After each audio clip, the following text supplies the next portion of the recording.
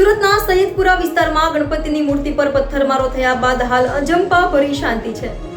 શહેરમાં અન્ય જગ્યાએ કોઈ અણબનાવ ન બને તે માટે પોલીસ દ્વારા ચાપતો બંદોબસ્ત ગોઠવી દેવાયો છે। ત્યારે શહેરમાં ચાલતો ગણેશોત્સવ શાંતિપૂર્ણ માહોલમાં સંપન્ન થાય તે માટે પોલીસ કમિશનર દ્વારા અલગ અલગ વિસ્તારોમાં જઈને આરતી કરાઈ રહી છે।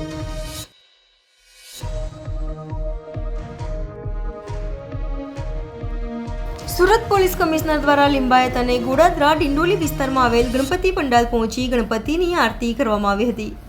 કમિશનર ખુદ પંડાલમાં જઈ રહ્યા હોવાથી આડકતરી રીતે હવે પછી કોઈ ચમકલા સાખી નહીં લેવામાં આવે તેવો મેસેજ અપાઈ રહ્યો છે। પોલીસ કમિશનર અનુપમસિંહ ગેહલોતે કહ્યું કે અમે આજે અલગ અલગ જગ્યાએ શ્રીજીની આરતી ઉતારી હતી। અમે ભગવાનને પ્રાર્થના કરીએ કે લોકો ખૂબ સુખ શાંતિથી પ્રગતિ કરે। અમે આયોજકો દ્વારા અલગ અલગ રીતે બેસાડવામાં આવેલ ગણપતિની થીમને જોઈને પ્રશંસા કરી છે। આ જ રીતે આવતા વર્ષે વધુ સારી રીતે ઉજવણી થાય તેવી શુભકામના પણ તમામને આપી છે।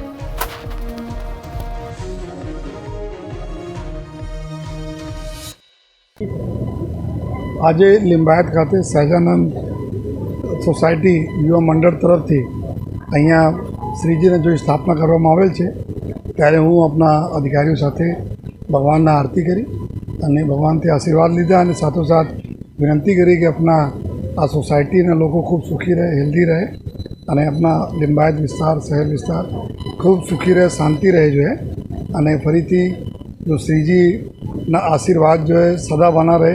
લગભગ 2011થી અહીંયા સ્થાપના થાય છે જો અને આવનાર સમયમાં और ધૂમધામ से अपना લોકો જો ઉજવે, જો નાના બાળકો અને બીજા લોકો આપણે આપ જોઈ શકો છો જંગલના થીમ ઉપર જો પૂરા આ મંડપના આયોજન કરવામાં આવેલા છે તો એનાથી લાગે છે કે નેચર પ્રતિ જો આપણા જો અમારી પ્રકૃતિ પ્રતિ લોકોનો કેટલા પ્યાર અને કેટલા અવેરનેસ છે જો એના માટે હું તમામ આયોજક મિત્રોને ખૂબ ખૂબ અભિનંદન આપું છું અને ફરીથી જો હું આ મને પર લાગણી થઈ મને બોલાયા એના માટે સહજાનંદ સોસાયટી યુવા મંડળના તમામ લોકોને હું ખૂબ આભાર માનું છું।